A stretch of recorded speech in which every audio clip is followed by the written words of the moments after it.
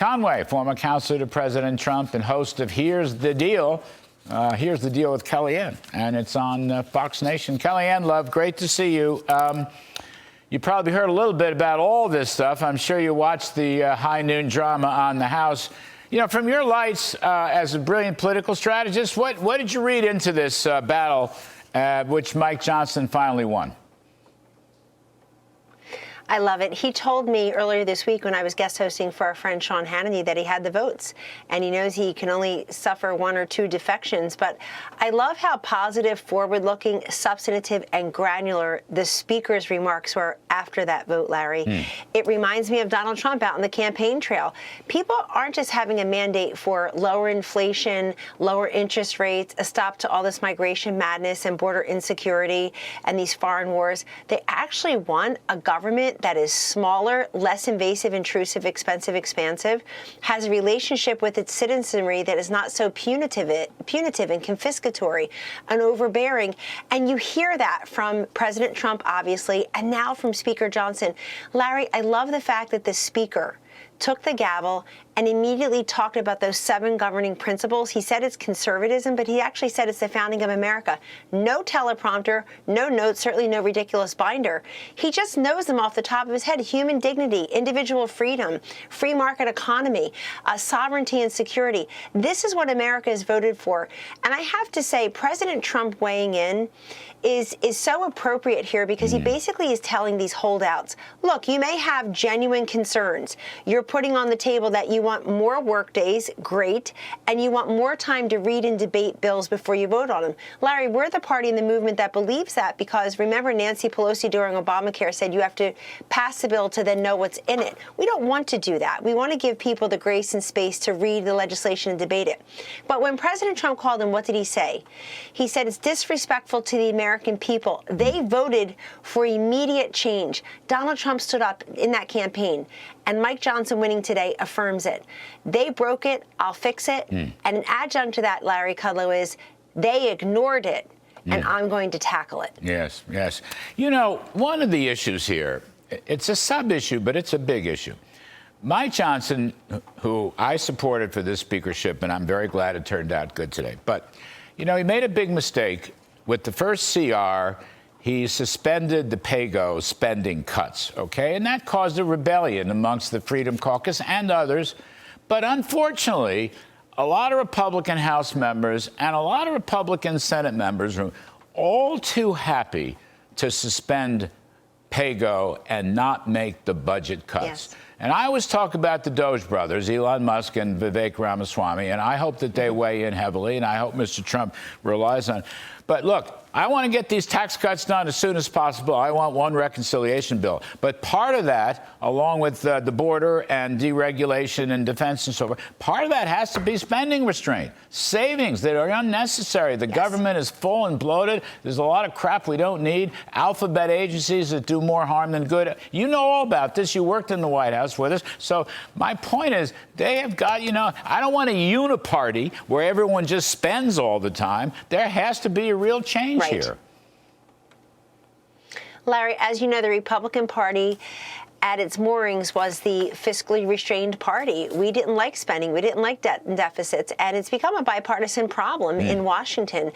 People spend money we don't have on things we don't need and didn't quite ask for. So if this gives everybody a cause for pause and says, let's get back to those moorings and let's treat the federal spending the way American households and small businesses have had to restrain their own spending. We all make tough choices.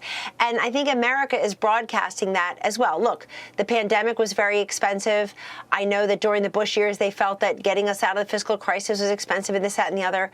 We don't need to spend all this money. I think DOGE, Department of Government Efficiency, will both show us where there's duplication, replication, and nonsense, but also tell us we can do things the way the private sector does much more cheaply and much more efficiently.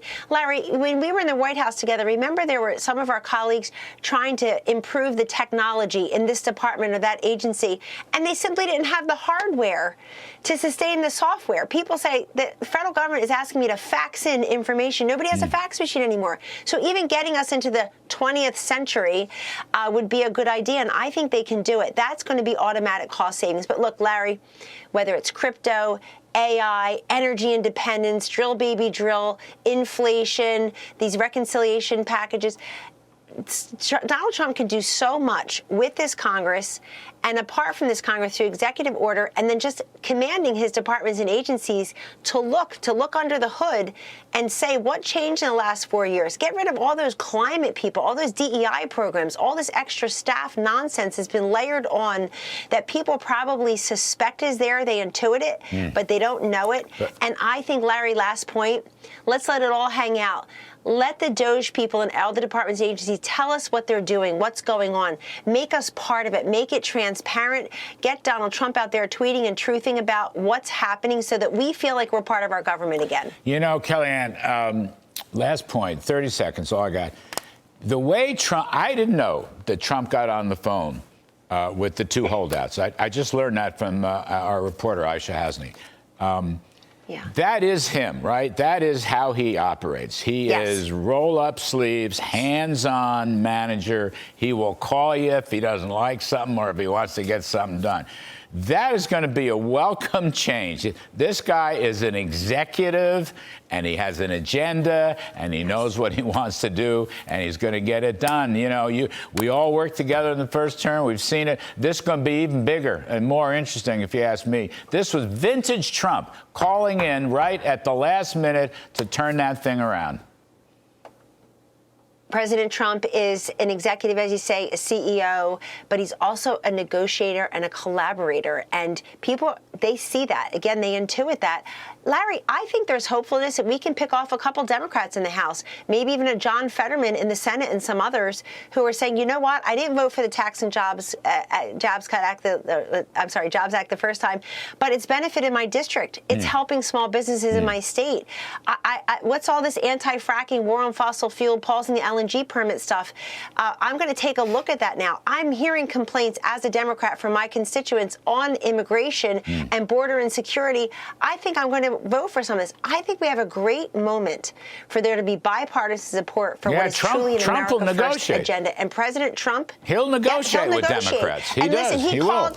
You know what he did? He called those folks today, Larry, and he said, what do you need? In other words, what's the holdout? Instead of being punitive, as I know other presidents and their chief advisors have been, I remember that in different times, we'll never campaign for you again. You'll never get any money from the committees unless you do this. President Trump saying, what do you need? Why are you holding out? Because this is what America said. That's the way to do this. We're off to a great start, Larry, and he's not even in there yet. Happy New Year, Kellyanne. Thank you ever so much. Talk soon. Happy New Year. Take care.